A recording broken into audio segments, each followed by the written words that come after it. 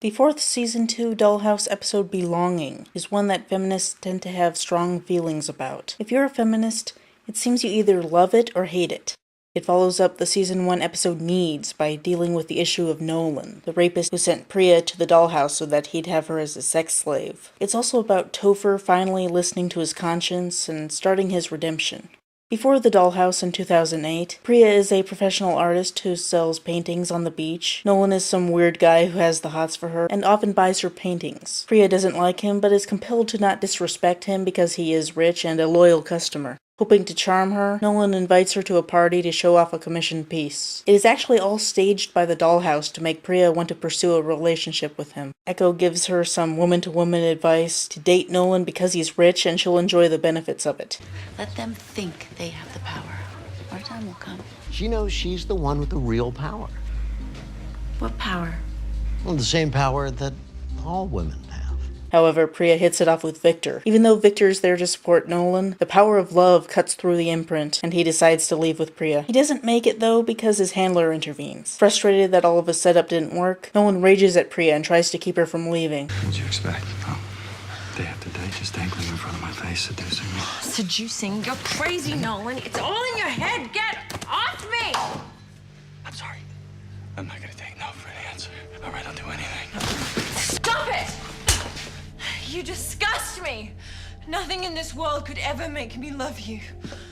A year later, Priya is Sierra and loves him on an engagement. He takes her picture and adds it to his collection, showing he's been doing this for a while. Back at the dollhouse, the actives in their tabula rasa states paint simplistic pictures, and Sierra paints a disturbing-looking black mass. Echo gives Sierra's painting to Topher and expresses concern for Sierra. Topher tries to brush her off, but Echo insists that he care about this, saying that it's about Sierra hating a bad man who makes her cry. I think Topher likes Echo. He knows she's more advanced than actives should be, and that she's used her abilities to help the dollhouse in the past, so he cares about what she thinks more than the other actives. Echo is actually deliberately manipulating him to try to get him to be a more caring person, so that he'll be more useful to her later on. She also talks to Victor and tries to get him to be more assertive. It's good.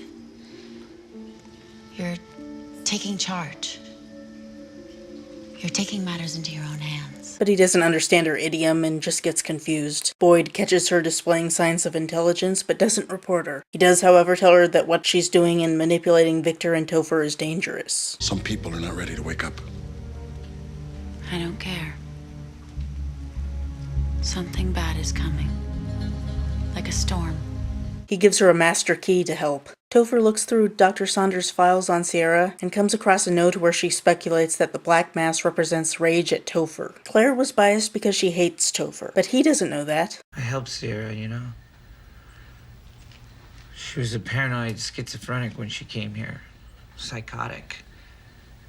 I helped her. A flashback to 2008 shows us Topher being called to inspect a potential dollhouse active at a mental institution headed by Nolan. Nolan has drugged up Priya so that she comes across as a paranoid schizophrenic. Topher questions her a bit. Priya tries to ask him for help, but she's so out of it that she just comes across as delusional. Topher says he'll help, and then makes her into a sane dollhouse active. Now, a lot of feminists criticize this because the implication is that if she really were crazy, it would be ethical to turn her into an active, which is bad because it dehumanizes mentally ill people to the point where being a sane slave is seen as better. I completely agree with this criticism. What the hell, writers? Anyway, Topher investigates the brain scans taken of Priya and determines that she was drugged to make it look like she was a schizophrenic. He tells Boyd his theory about Nolan setting her up to make her effectively a sex slave, and Adele overhears. In the second season, at least, this makes Adele furious at Nolan. She calls him over to confront him. You know, I'm not interested in any of your other actives. Oh, that's a non-issue. I would no sooner allow you near one of our other actives than I would a mad dog near a child. I beg your pardon? Given that you're a raping scumbag, one tick shy of a murderer, I can't recall. Do you take sugar? She tries to ban him from further use of the dollhouse. You have made me an accomplice in something vile, Dr. Kennard. And it ends now. But he says he's too valued a client for Rosam to ever agree, and he asserts dominance through demanding that Sierra be imprinted with a submissive wife persona and then given to him permanently. Adele talks to her boss, Matthew Harding, about it, saying that it's too immoral. Do you really want to go to Rosam with this? And accuse one of their most valued assets of being a kidnapper and rapist? That is what he is. And if we do this, what does it make us? What are we already? the Rossum Corporation is evil. As shown here, Rossum higher-ups don't have the same illusions of humanitarianism as Adele and Topher. They know they're an evil prostitution ring, and they don't care. Adele's finally confronted with something she's been trying to ignore. The feeling that you're somehow decent and moral helps you get through your day. That's your business. Harding reveals he's aware of various things Adele has done that could get her fired, which he implies means that she'd be sent to the attic. Do you know what happens in the attic? So she has to fulfill Nolan's latest demand. Topher suffers a crisis of conscience and begs Adele to reconsider. How can you expect me to do this?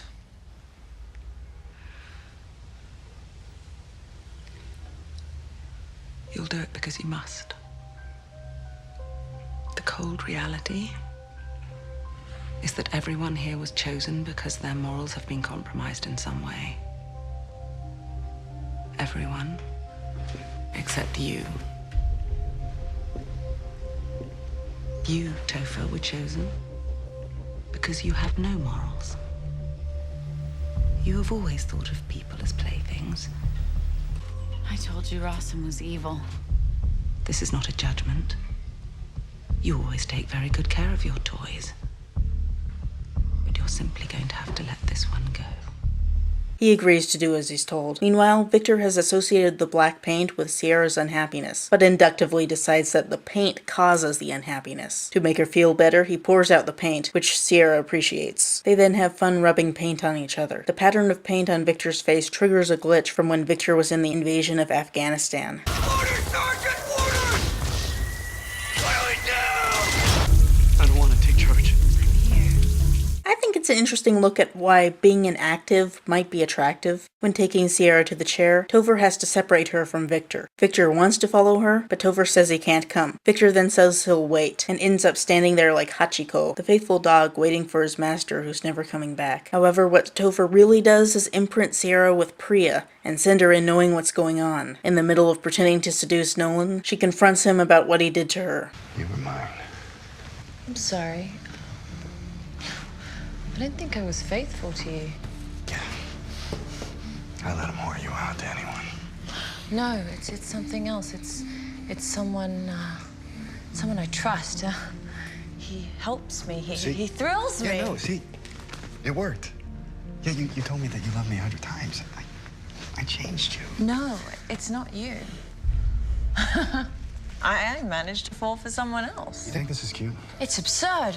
I don't remember meeting him or even spending a moment with him, but I can feel it's stronger than anything. I'm crazy about him. I love him. I love him so much more than I hate you. A fair number of feminists dislike this part. She's standing up to a rapist, and she brings up her boyfriend when it should be about her alone and not make a man part of it. I think this is pushing it. She's not submissive to Victor. In fact, it's been shown that Victor doesn't want to boss anyone around. This is just love she feels that contrasts with the stalker obsession of Nolan. And Victor isn't even there. This is just Priya confronting Nolan and describing how she has a positive relationship with someone else. The only way this could be anti-feminist is if Victor was at all abusive, and he's so not, so this scene only comes across as feminist to me. This confrontation leads to a big fight in which Nolan sadistically declares his intent to rape and kill her. You know, this is a scenario I never thought of. You resisting. The struggle is a turn on. She manages to get the upper hand and stabs him to death. I see this scene as like the theater scene in Inglourious Bastards, where the Jews get to kill all the Nazis. It's a revenge fantasy about a rape victim violently taking out her victimizer. It comes as no surprise that a lot of feminists get a kick out of this scene. Now that she's killed Nolan, Priya's in a bind. She calls Topher for assistance, but he can't really help. Fortunately, Boyd figured out what was going on and followed Topher. He, presumably from his experience as a cop, knows how to get rid of a body. He tells Topher how to dissolve the body in acid, while he calls someone to make it look like Nolan just left town in a rush. Topher gets the job done, but is seriously shaken by the whole thing. Priya does not belong in the dollhouse. She does know. Topher and Boyd take Priya back to the dollhouse. Adele is able to figure out what happened, but she lets it be. Priya has a beer with Topher as she gets used to the idea of having to be inactive. She sees Victor waiting for her and recognizes him as the one she loves, even if she can't remember him. She likes the idea of being with him as an active, and she asks Topher to never imprint her as Priya with her memories of killing Nolan. I don't ever want this back, okay? To which he agrees. This strikes me as like committing suicide to be with your lover in the next life when you have absolute certainty that such a thing will happen. It's bittersweet. A lot of feminists have issues with Priya going back into slavery for the rest of her life for a guy when they could have had her run away like Claire did. Well, Claire ran away because the actress was busy with another show. If Sierra actress Deachin Lockman had a contract with Dollhouse saying she's a regular, it makes sense to have her character stay at the Dollhouse. The primary reason anything like this happens is because of the story's function as a television show, and the limitations thereof. If the episode were a movie, she may very well have escaped at the end, similar to how the movie Serenity changed Firefly canon by having Simon rescue River himself, instead of just paying rebels to do it as a way of showing their relationship, as well as setting up the premise simultaneously. The story is restricted by the medium, and as Dollhouse has to continue as a series, Sierra continues as a doll. I also suspect the fact that they had to put the entire remaining Dollhouse storyline into one season limited their handling of the character. I agree it would have been better if Priya had gone on the lam, but I don't really blame them for not writing it that way. It is acknowledged that it's a bad situation. Priya knows she's a prisoner, and Topher is starting to realize how problematic the Dollhouse is. It's hard for Topher to wipe her, and then he cares that Sierra is then happy with Victor. He's finally thinking of the actives as people, not toys. It should be noted that aspects of the episode are retcons of the original Nolan episode Needs. In Needs, it was heavily implied that the Dollhouse was aware Nolan was a rapist who sent Priya to the Dollhouse against her will. Nolan is fine with talking about it in front of Victor when he thinks he's Sierra's handler, and then Boyd talks about Nolan to Claire in a way that suggests they both understand what's going on. And Sierra,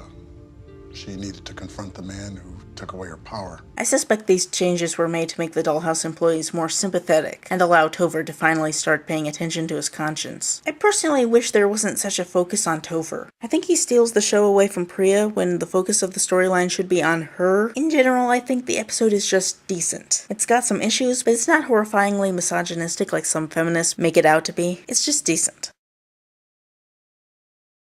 I was watching Angel, and I noticed in the episode In the Dark, when Marcus is torturing Angel, he references Hamlet with this line. But Angel, there is nothing either bad or good, but thinking makes it so. And this line is also referenced by Topher in the first episode of Dollhouse. There's nothing good or bad, but thinking makes it so, man friend. Making this further evidence that Topher is meant to be perceived as not morally right, at least in the first episode.